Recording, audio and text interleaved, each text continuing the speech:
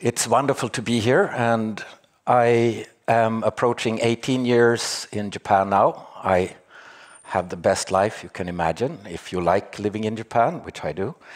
I've lived all the time in metropolitan Tokyo, which is around 40 million people, translated to 4 times Sweden.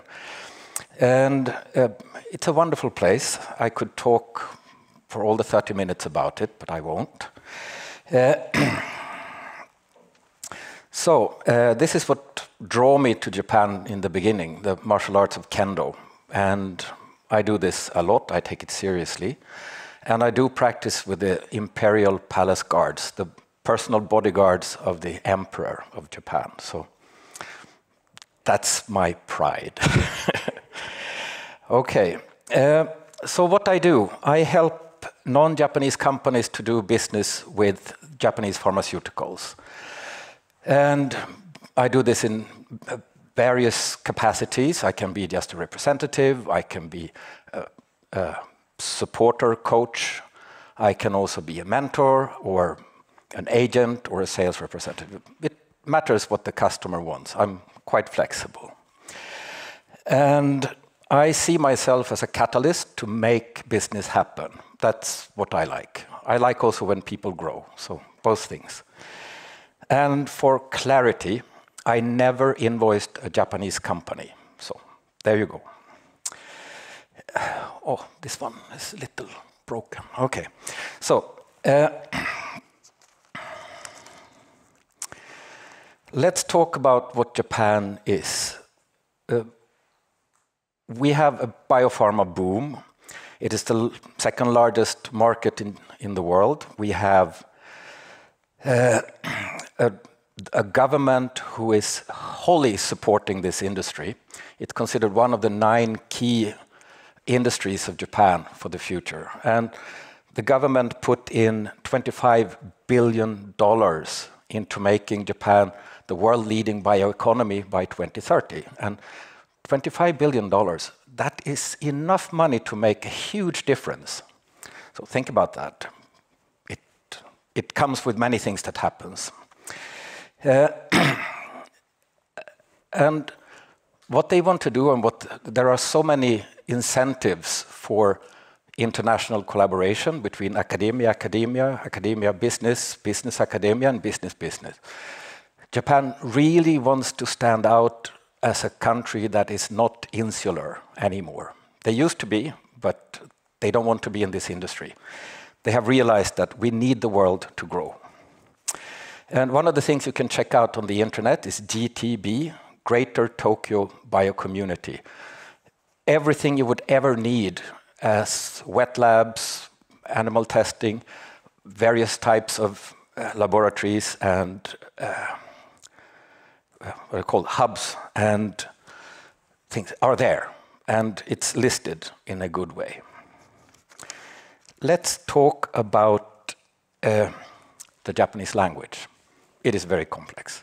Wa here means harmony or peace, depending on context. And everything that happens in Japan is based in harmony. So the problems come with language barriers. Luckily, this industry is inherently global, and you will always find English-speaking people in all the companies. So that's easy. You need to build relationships before you start building business. So you need to establish rapport. You need to ensure that your ambition and your willingness to work with your partners for a long term is there.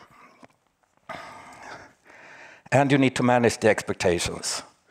Aligning the expectations of your partners, your suppliers, your customers, your people in Japan. Without that, you will not succeed. I know this presentation is a little bit over the top, but I enjoy that. Oops. So the stakeholders, the main ones that you need to be aware of and work with is, first of all, the PMDA, which is the regulatory authority, and I want to underline, I am not a regulatory consultant. I don't do reimbursement. So please don't ask those questions, okay? But they're very important. They only work in Japanese, so you will probably need a local partner for this. Then we have the JBA, which is the Japan Bioindustry Association. They are the mother of FIRM. So the Bioindustry Association, they do everything bio, except regenerative medicine, ATMP, and CGT. So that is part of FIRM. And JBA and FIRM, together with one more organization that I won't talk about, they organize BioJapan every year in Yokohama. And it's Asia's largest and arguably best trade show to be at. And I've already met people today who were there last time. You also have much help from the EU-Japan Center, and especially if you're an SME, they also have loads of reports and data sheets that are important. They're free of charge.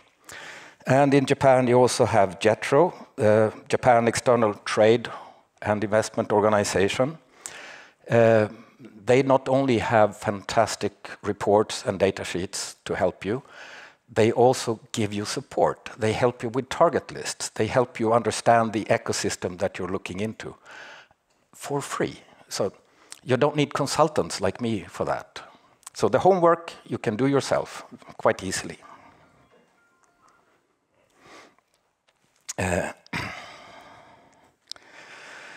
So how do you become successful in Japan then? Well, the first thing is to understand this thing about respect. We usually understand that quite easily. It's very important in Japan. You will never find a whole country as prepared for everything as the Japanese people are. So customary, this is an example, you send out a presentation 2 days before an important meeting with some notes. And all the people on the Japanese side of the meeting, they will have read this, they will have made notes, they would have created questionnaires to be answered during the meeting. So they prepare on a completely different level than at least I was used to when I lived in Sweden. The politeness level is, if you've been in Japan, it's everywhere in society. Even when you need to push yourself onto a train because it's full, people do it in a polite manner. I talked about harmony, and I talked a little bit about ambition. If you're not ambitious, why would anyone want to work with you? This is one of my favorite words, gaman. It is that very special Japanese sense of patience. I'm sure you have seen it in movies. And so in order to, what you can expect from doing business in Japan is one thing, but what you need to do business in Japan are basically these three things. You need a budget. You need to have a budget that is realistic. You need to have a plan based on reality, not wishful thinking. And you need to be patient. It does help if you also have passion for what you're doing, because that is something that always shines through. And passion equals ambition. And maybe all of you know this word, gaijin. It means foreigner. And as foreigners, we need to forge strong relationships in Japan, building rapport and building trust.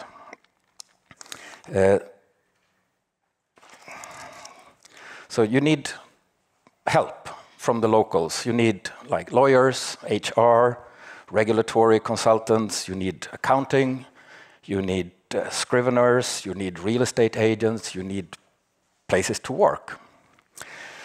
So when you work with this, I think the most important thing is you need to think about working side by side. If it's a customer, if it's a supplier, doesn't matter. You need to work side by side because life is tough.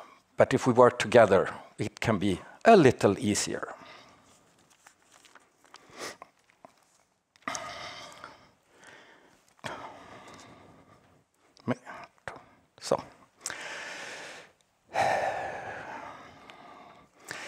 So the key market drivers then that you should bear in mind. So the first one I would want to highlight is aging population. I'm sorry I put it in number 2, but that's a small glitch. The aging population of Japan means that, first of all, it's the oldest society in the world. They're approaching an average age of 60 years, which means that cancer and many other diseases like Parkinson and neurological problems are highly prevalent in Japan, which of course means the market's quite nice. It's a rich country. They have 120 million people, give or take. So historically, Japan has been insular because the market is big enough. You could make, before large molecules came around, all the companies were basically focusing on the domestic market. But now that we have seen the rise of the new modalities,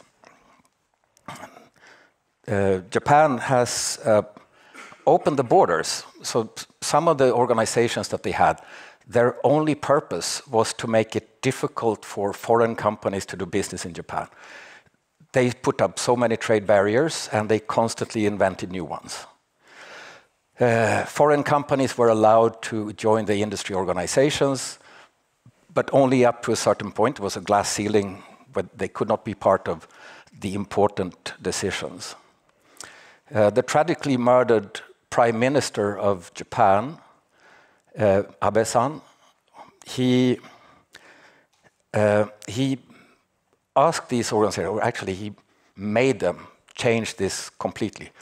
Now your job is not to make it difficult to enter Japan. Your job is the opposite. Your job is to make it easy as possible for foreign companies to come here and compete with us and help us be stronger, help us learn. And also, of course, help the Japanese people to be more healthy. So I would just go out on a small tangent, and this is why I like Japan. It's one of the reasons. So that year when Prime Minister Abe was shot, do you know how many other people were shot to death in Japan that year? Think about it, it's 120 million people. 0 other people, that is correct. So 1 gun death in a whole year in that country. So it's a safe place. Okay. When it comes to regulatory support, the PMDA, the regulatory body, they have opened or are about to open an office in Singapore and in the US. Unfortunately, not in Europe. And these offices will simplify the way to take the initial contacts with the PMDA in your own language. So that is a good thing also. So the ecosystem is becoming increasingly collaborative in Japan. And for investors, and please don't ask questions about this because this is a jungle, but if you do it right, your profits from investing in biotech companies or biologics or whatever are tax exempt. So that means that Japan had a big hurdle before with lack of funding, but now it is the opposite. Funding is rife.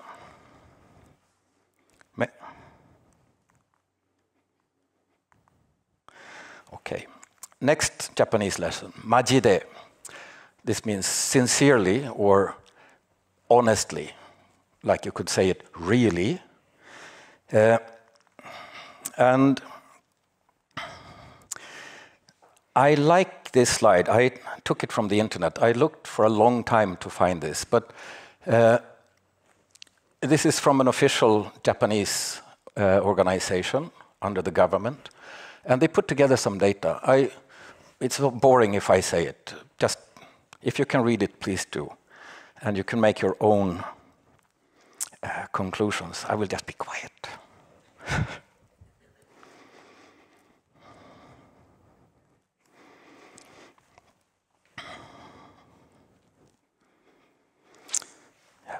I just assume you have read it.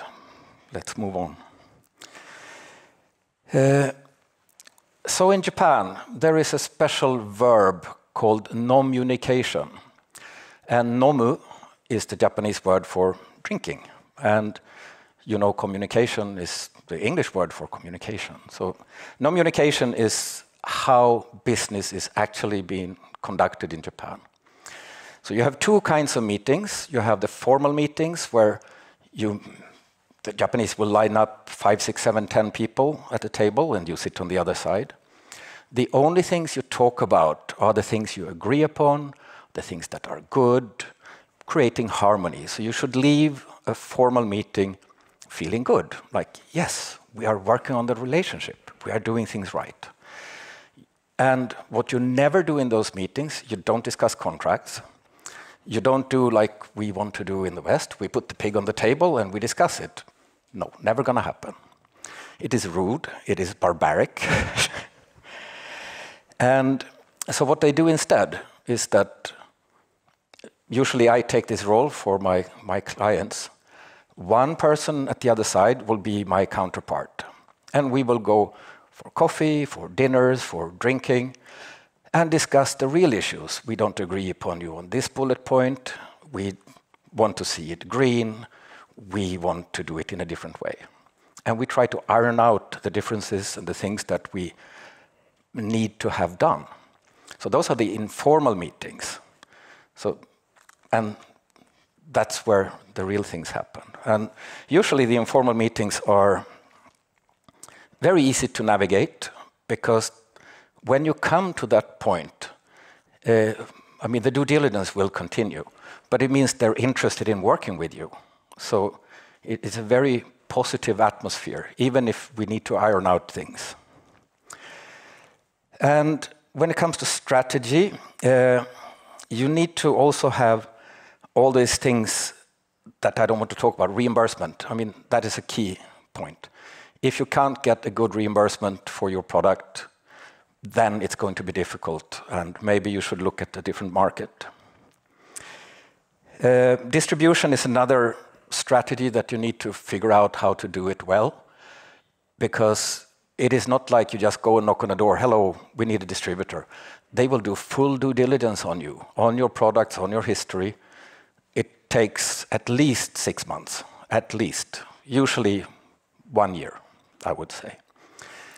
So I like talking about the trends. So what I see in Japan, advanced modality pipelines, the number of pipelines in R&D and during clinical trials is just increasing.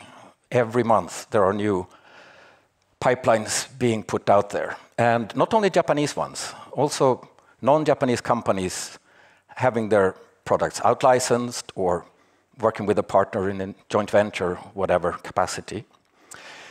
And there is also a large run for precision and personalized medicine. And maybe the most interesting trend is AI. I could talk at length about it. I will talk a little bit about it soon. And this is, I take this one first. So I will bring two cases. This is a case from a few years back. BioForum is a British biopharma manufacturing membership consortium. It's a long word. And they support the large manufacturing companies in the non-competitive space. They are not another advocacy group because all of their work is led by facilitators that are hired by BioForum. And they organize the big companies, subject matter experts in various fields. So they tried to get the Japanese companies to join, but it was very difficult because they were not there. So in 2 years' time, I helped fill up their sales funnel by working with the JBA, by working with important KOLs, and setting up seminar series, just everything. So in 2 years' time, I managed to get 3 paying customers. And to have a membership in one of their forums, the investment is around, depending on the forum, between $50,000 to $150,000 per year. So it's not a small investment. And I'm still good friends with them, even if I don't work with them. I think what they're doing is great. And so I just recently started working with an American consultancy called Ascensio. And they are in the space that is probably the most interesting for biopharma, the AI part, with an estimated CAGR of over 30% over the next 10 years or so. If it's true or not, we will see when we know, but at least the potential is there because there is so much work to be done. From automation to making every batch better than the previous batch when you're manufacturing. And they want to work with the Japanese pharmaceuticals. And so I'm helping them with that. And it is going to be a very interesting ride. I just started, so there is not so much I can say. I'm still learning the ropes. And for me, it's also a very good way to stay relevant, to have a new challenge, which is something I enjoy. Oh, and this word, maybe you all know it. Arigato means thank you in Japanese. And here you can click and get things. I will go back to the previous slide. I just wanted to show you the ninja dog. And with the ninja dog, I say thank you for you coming here and listening to me. Thank you very much. And I'm ready to take questions if there are any.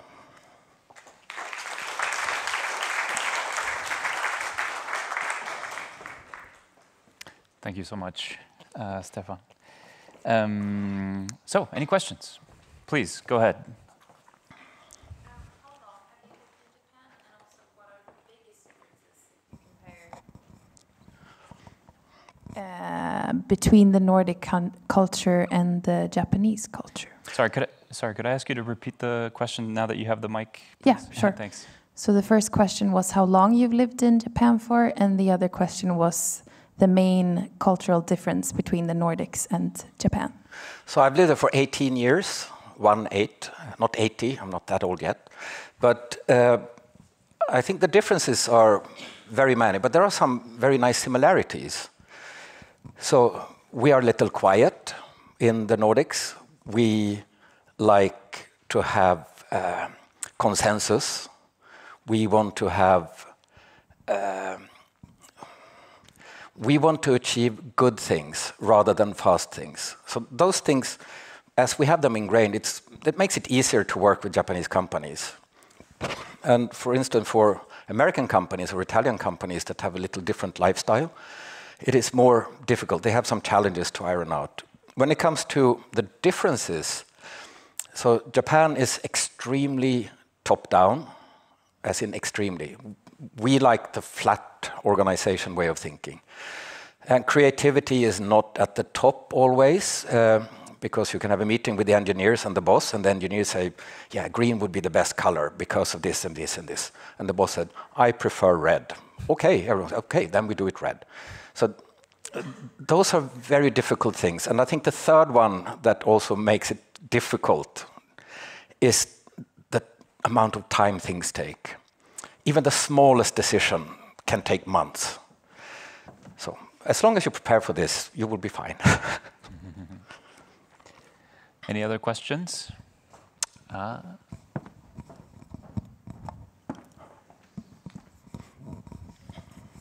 Thank you so much for a great talk. You mentioned right in the first slide about 25 billion US from the Japanese state into biotech. How is that distributed into the ecosystem? Oh, brilliant question.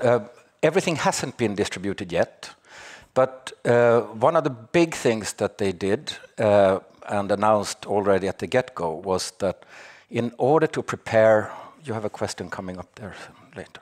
In order to prepare for the next pandemic, because they're Japanese, they don't think if, they think when. And they were so slow to roll out vaccines. I mean, incredibly slow. They were like 1 year later than all the other modern countries. So they have decided that they will subsidize 90% of the cost for building dual manufacturing facilities. So they will have a number of facilities that are GMP approved and everything when it comes to vaccine manufacturing. And at the same time, they can manufacture antibodies, whatever it is they do. So when the next pandemic hit, they will just stop the current production and start vaccine production. So that is the first big thing that the money went to. The other big things that they went to create this greater Tokyo biocommunity, they need money. They're organized by the JBA, Japan Bioindustries. And there are also other projects, but now we're getting down to details. But these are the big things. They also have a biocommunity in the Kansai area called BioStock. So Kansai, it's Osaka, Kobe, Nara, and Kyoto. That was a great question. Thank you. So thank you very much for a really interesting talk.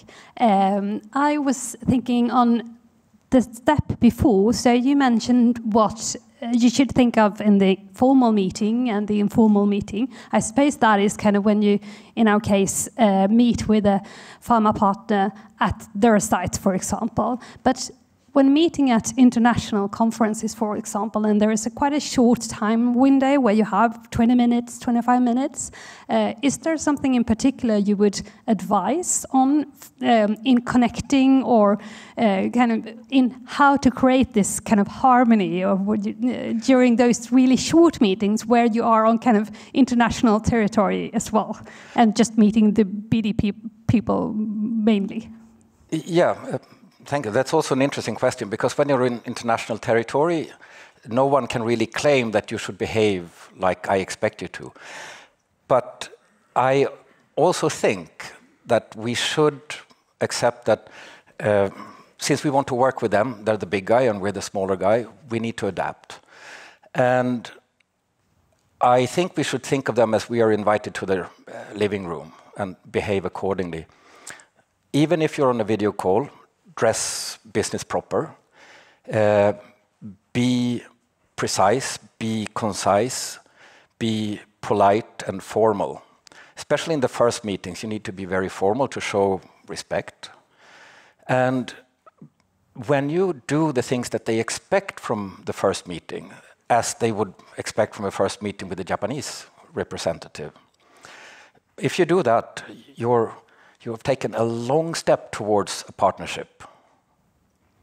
And then there are, of course, many other things that matter, if there is a product fit and everything, but you need to figure that one out later. So, just kind of a follow-up question on that, because I've felt that especially with Japanese partners, it's a little bit more tricky being in women's health with vaginal infections, and quite often it's men on this other side from the Japanese companies, given this kind of respect thing, that as soon as we start to, I cannot really feel that I can ask them questions on how these products are used in Japan, for example.